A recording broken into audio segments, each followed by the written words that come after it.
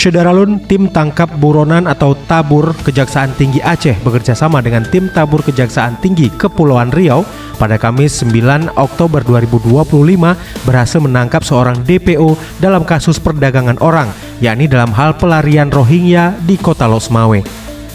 DPO atas nama Hasril, 41 tahun, asal Sumatera Utara, ditangkap di kawasan Batam pada Kamis 9 Oktober 2025.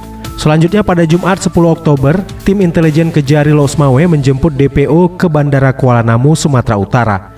Karena Hasril sebelumnya telah dinyatakan bersalah dan terbukti secara sah, sehingga sesuai putusan Mahkamah Agung RI, Hasril dijatuhi hukuman pidana penjara selama 3 tahun dan denda sebesar 120 juta rupiah. Ia terlibat dalam upaya percobaan pelarian etnis Rohingya di lokasi penampungan kantor eks-imigrasi Losmawe, kawasan Puntut, Kecamatan Banda Sakti.